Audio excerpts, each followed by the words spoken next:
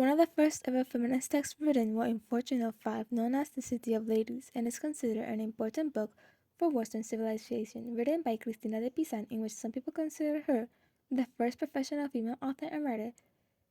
In this book, she confronts sexism and misogyny that was rampant during the time.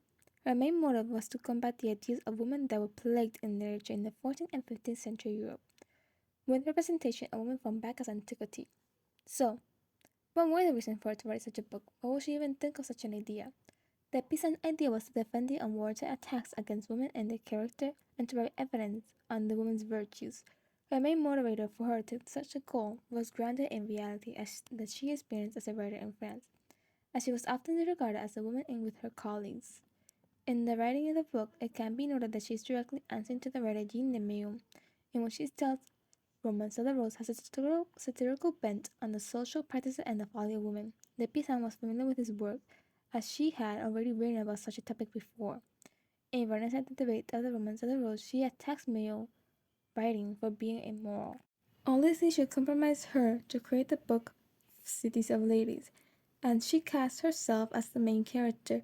Similar to the real version of Christine in the book, Christine is again heard by how men portray women in their books, most specifically in Lamentation by Mathaleos, who goes into detail respecting women but also manages to attack women. She picks up this pen and decides to unearth where the hate of women comes from, and along the way she cites Boccacio's and de Milibrius, or Unfamous Women, where is the first book in Western society to talk about the virtues of women, but Boccaccio also falls for the verticals of women. The book opens with her taking a break from her work and picking up a slim volume that someone has given her. Shocked by the portrayal of women in his writing, she is saddened by the state of the view of women. Suddenly, a flash of light appears, and three women appear known as Reason, Rectitude, and Justice, and these women tell her to build a city for ladies, who is to populate it only for the most noble and most accomplished women in history to keep them safe against the cruel accusations of men as a reminder of true and honest women. Lady Reason takes Christine to the field, a fertile plain, where the city is to be built, and encourage her to start digging so they can lay the foundation that will support the city. As they set the foundation for the city, Lady Reason narrates the life of various women who are strong and a strong support. She talks about women who are military leaders, women who defended their lands. She also talks about women who are also strong-minded. These women of letters have helped shape Western history and culture. So, why did Reason appear to Christine? The reason for Reason to come and visit Christine was to lift the spell of ignorance and insecurity that clouded Christine's intellect. She presented herself to Christine as an administrator to the city. Symbolically,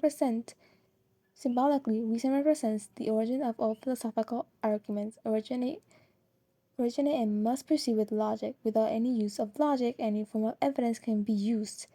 Rector is the next figure to aid Christine. They together built palaces, mansions, and damases that will house this woman. Rector with his time with Christine talks about a wide range of topics, commencing her conversation with sharing about women who have visions and prophecies. After this conversation, her topic switches to the role women held in family roles, telling tales of reliant daughters and pious wives who love to their relatives surpasses all. Rector manages to honor and celebrate all the good and all the benefit women bring to our society, and argue that they should have the same right to education. This is something that can be portrayed in Pizan's as she was raised with a male education.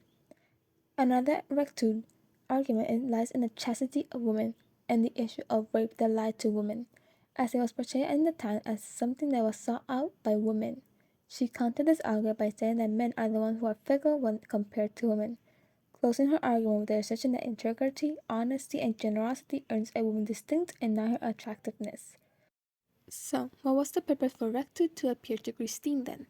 Rector serves as a transitional body of work between reason and justice.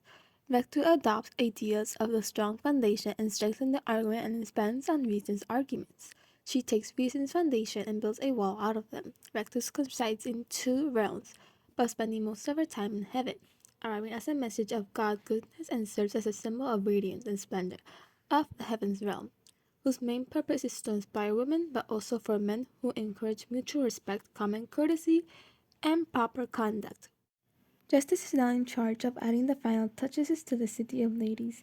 After taking over for Rectude, she takes Christine under her wing and commences talking about who are the women who she spends most of her time talking about the Virgin Mary. She brings the Virgin Mary to serve the city as his guide and as his queen for his people. She spends most of her time talking about who has been martyred for their beliefs and even facing false idols, but never renounced their love to Jesus Christ. Many of these women later will be recognized as saints. Justice continued her talk with stating women who have been dressed as men to present in monasteries, so they could be free and pursue religious devotion. What does justice symbolize? What is the reason to appear to Christine? Symbolically, justice is supposed to be seen as a connection between heaven and earth. She is to be established to seen as the direct daughter of God. Her key points of conversation is to be seen of the dark side a divine love holds, as the extremity of the aggressor's action towards this woman is met with retribution that is equally cruel and forbidding. For their sin and idolatry, men are burned to ashes and set to consuming their own flesh. Justice's presence serves as an absolute, if not terrifying reminder of the fate awaiting those ruled by their cruelty and misogynistic acts. When justice completes the last detail of the city, the three virgins turn to Christine and hand over the city to her. Christine speaks to all the women and declares the city as a safe haven where they can be protected from sexual aggression and cruelty of men. She speaks to all women and reminds them of being honest and holding their noble virtues close to their hearts. The City of Ladies is supposed to be showcase of the unity of women and their high standard and unshakable virtues.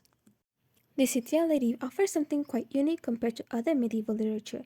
She demonstrates the daily life of medieval women. She demonstrates through her writing how women were being perceived and treated during this time in history. She introduces the idea of womanhood and debates on the notion of how men intend to on protecting their position as the ruler of social and political realms, providing that women are equally to be praised compared to the greatest men or to the worst men.